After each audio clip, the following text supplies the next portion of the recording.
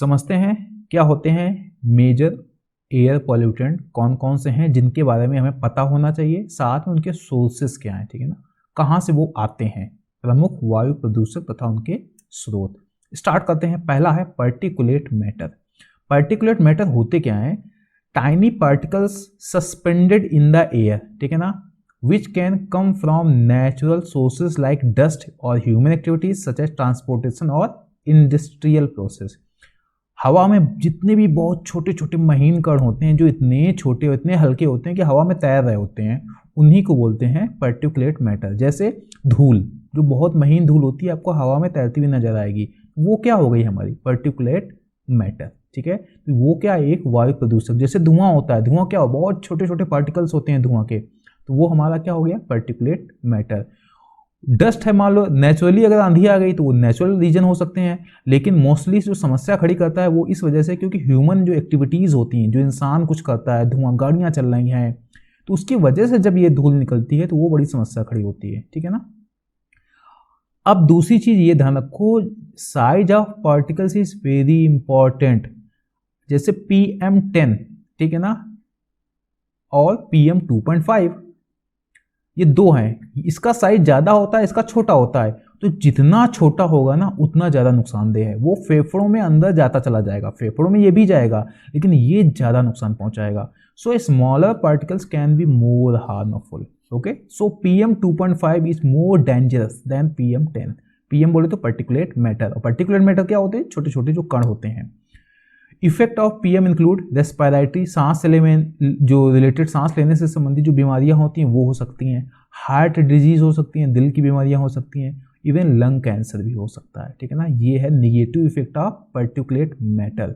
इसके साथ साथ ये विजिबिलिटी, जब बहुत ज़्यादा ये छोटे छोटे कण या धूल बहुत ज़्यादा होती है तो क्या दूर तक कुछ नज़र आता है? नहीं आता। जैसे शहरों में जो इंडस्ट्रियल एरियाज होती हैं वहाँ धूल बहुत होती है, धुआं बहुत होता है, तो विजिबिलिटी नहीं होती है बहुत दूर तक। डैमेज क्रॉप्स, ये धूल या धुआं के कारण जब पत्तियों में बैठते हैं फसल की, तो पूरी फसल को नुकसान पहुंचा देते हैं। साथ में ये क्लाइमेट चेंज को बढ़ावा देते हैं। PM पर यानी पार्टिकुलेट मैटर पर मैं एक सेपरेट वीडियो बनाऊंगा, ठीक है। ये है एक मेजर पॉल्यूटेंट, एयर पॉल्यूटेंट। दूसरा है नाइट्रोजन के ऑक्साइड।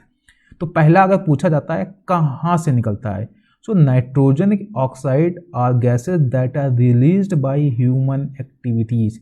वो कौन सी एक्टिविटीज होती हैं? ट्रांसपोर्टेशन। जब आप गाड़ियां चलती हैं ना, तो ये नाइट्रोजन की जो ऑक्साइड होते हैं, ये जो एग्जॉस्ट होता है वहाँ से रिलीज होते हैं, या फिर और भी जो इंडस्ट्रियल प्रोसेस होते हैं, ठीक है ना, उद्योग धंधे होते हैं, वहाँ से ये रिलीज होते हैं।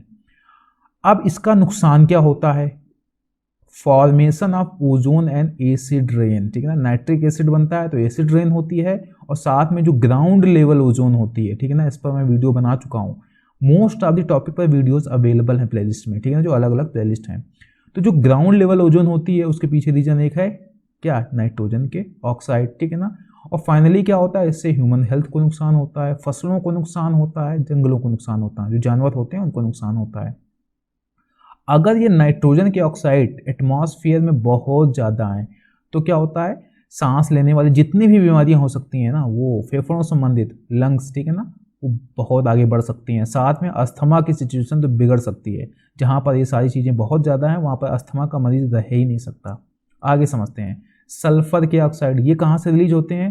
फॉसिल फ्यूल, डीजल, पेट्रोल, कुछ भी जलाओ, कोयला, ठीक है ना, तो वहाँ से क्या निकलते हैं? सल्फर के ऑक्साइड। और जो इंडस्ट्रीज़ में भी ये सब चीज़ें, क्या फॉसिल फ्यूल यूज होता ही है, तो वहाँ से भी निकलता है। ओके, तो सल्फर के ऑक्साइड, सल्फर डाइऑक्साइड कहाँ से निकलती है, ये आपको याद रखना है। नुकसान क्या होता है, तो एयर पोल्यूशन में ये तो आपको लिखना ही है, ठीक है ना, इसको बिना सोचे लिख देना है, ठीक है ना। रेस्पिरेटरी प्रॉब्लम, अस्थमा, जो भी लिख सकते हो, सांस लेने से संबंधित वो लिख देना। It can cause particularly in people with pre existing condition such as asthma. अगर अस्थमा है तो ये बहुत जल्दी समस्या खड़ी कर देगा सल्फर के ऑक्साइड। साथ में ये क्या होते हैं, एसिड रेन को बढ़ावा दे सकते हैं। सल्फर के ऑक्साइड जब एटमॉस्फेयर में पहुंचते हैं तो बारिश होती है, पानी के साथ मिलकर सल्फ्यूरिक एसिड बना सकते हैं, ठीक है ना, वो बनता है एसिड रेन। जब एसिड रेन होता है तो जंगलों को नुकसान होता है, झीलों को नुकसान होता है, नदियों को नुकसान होता है, पृथ्वी को नुकसान होता है, ठीक है, सॉइल को नुकसान होता है, यानी मिट्टी को नुकसान होता है, सबको नुकसान होता है। तो एक एयर पोल्यूटेंट है सल्फर डाइऑक्साइड। आगे क्या है, कार्बन मोनोऑक्साइड। ये कहाँ से निकलता है? जब आप फॉसिल फ्यूल जलाते हो, डीजल, पेट्रोल, मिट्टी का तेल, कुछ भी जलाओ, कार्बन मोनोऑक्साइड हमारे सामने आएगा। इसके नुकसान क्या है? सर दर्द, चक्कर आ सकता है, आपको उल्टी करने का मन कर सकता है, जिसको क्या बोलेंगे, ठीक है ना, उल्टी करने, नोजिया।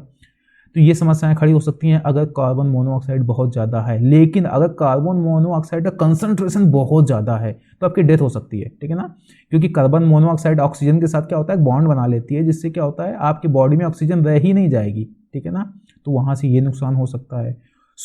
अगर मान लो थोड़ा थोड़ा एक्सपोजर है, कार्बन मोनोऑक्साइड है एटमॉस्फेयर में लेकिन बहुत ज़्यादा नहीं है, लेकिन लॉन्ग टर्म है, तो आपके दिल की बीमारियां हो सकती हैं, हार्ट डिजीज बढ़ सकती हैं। ये किसका नुकसान है? कार्बन मोनोऑक्साइड का। Ozone, ozone is a gas that forms when pollutant react with sunlight. जब नाइट्रोजन के जो ऑक्साइड होते हैं, ठीक है ना, और VOC होते हैं, वोलेटाइल ऑर्गेनिक कंपाउंड्स होते हैं, जब सनलाइट जब उनमें पड़ती है तो क्या बनती है? Ground level ozone. देखो ओजोन चूंकि जब ट्रोपोस्फियर में होती है, क्षोभ मंडल में होती है, यानी हमारे चारों तरफ जब नजर आती है, होती है, तो वो पॉल्यूटेंट है। लेकिन अगर वो निकल गई ऊपर स्ट्रेटोस्फियर में, समताप मंडल में, तो पॉल्यूटेंट नहीं होता है।